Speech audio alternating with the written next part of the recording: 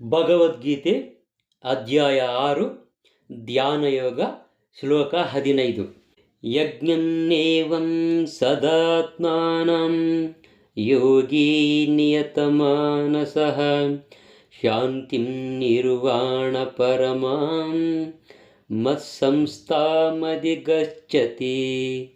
ಅನುವಾದ: ದೇಹ, ಮನಸ್ಸು ಮತ್ತು ಕಾರ್ಯಗಳ ನಿರಂತರ ನಿಯಂತ್ರಣವನ್ನು ಅಭ್ಯಾಸ ಮಾಡುತ್ತಾ ಯೋಗಿಯು ತನ್ನ ಮನಸ್ಸನ್ನು ನಿಯತಗೊಳಿಸಿಕೊಂಡು ಭಗವಂತನ ರಾಜ್ಯವನ್ನು ಅಥವಾ ಕೃಷ್ಣನ ನಿವಾಸವನ್ನು ಐಹಿಕ ಅಸ್ತಿತ್ವದ ಅಂತ್ಯದ ಮೂಲಕ ಪಡೆಯುತ್ತಾನೆ. ಇದರ ಭಾವಾರ್ಥ: ಯೋಗಾಭ್ಯಾಸದ ಅಂತಿಮ ಗುರಿಯನ್ನು ಈಗ ಸ್ಪಷ್ಟವಾಗಿ ವಿವರಿಸಲಾಗಿದೆ. ಯೋಗಾಭ್ಯಾಸದ ಗುರಿ ಯಾವುದು? ಐಹಿಕ ಸೌಲಭ್ಯವಲ್ಲ. ಅದರ ಗುರಿ ಎಲ್ಲ ಐಹಿಕ ಅಸ್ತಿತ್ವವನ್ನು ಕೊನೆಗಾಣಿಸುವುದು ಮಾತ್ರ.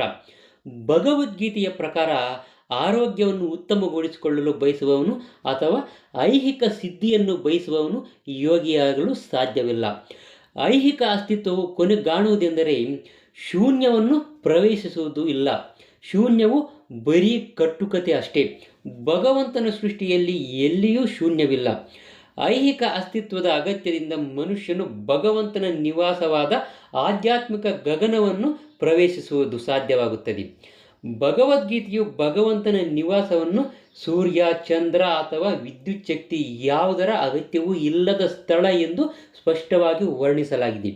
ಆಧ್ಯಾತ್ಮಿಕ ರಾಜ್ಯದಲ್ಲಿ ಎಲ್ಲ ಗ್ರಹಗಳಿಗೂ ಐಹಿಕ ಗಗನದಲ್ಲಿ ಸೂರ್ಯನಿಗಿರುವಂತೆ ಸ್ವಯಂ ಪ್ರಕಾಶ ಇದೆ. ಭಗವಂತನ ರಾಜ್ಯವು ಎಲ್ಲೆಲ್ಲಿಯೂ ಇದೆ. ಆದರೆ ಆಧ್ಯಾತ್ಮಿಕ ಗಗನವನ್ನು ಮತ್ತು ಗ್ರಹಗಳನ್ನು ಪರಂಧಾಮ ಎಂದು ಕರೆಯಲಾಗುತ್ತದೆ. ಇಲ್ಲಿ ಭಗವಂತನೇ ಸ್ಪಷ್ಟವಾಗಿ ಹೇಳಿರುವಂತೆ ಶ್ರೀಕೃಷ್ಣನನ್ನು ಅರ್ಥ ಮಾಡಿಕೊಳ್ಳುವುದರಲ್ಲಿ ಪರಿಪೂರ್ಣನಾದ ಯೋಗಿಯು ನಿಜವಾದ ಶಾಂತಿಯನ್ನು ಪಡೆಯಬಲ್ಲ ಮತ್ತು ಅವನ ಪರಂಧಾಮವಾದ ಕೃಷ್ಣ ಲೋಕವನ್ನು ಅಥವಾ ಗೋಲೋಕ ಬೃಂದಾವನವನ್ನು ಕಟ್ಟಕಡೆಗೆ ತಲುಪಬಲ್ಲನು. ಬ್ರಹ್ಮ ಸಂಹಿತೆಯಲ್ಲಿ ಗೋಲೋಕ ಏವ ನಿವಸತಿ ಅಖಿಲಾತ್ಮಭೂತಃ ಎಂದು ಸ್ಪಷ್ಟವಾಗಿ ಹೇಳಲಾಗಿದೆ. ಭಗವಂತನು ಗೋಲೋಕವೆಂಬ ಹೆಸರಿನ ತನ್ನ ನಿವಾಸದಲ್ಲಿ ಸದಾ ವಾಸಿಸಿರುತ್ತಾನೆ.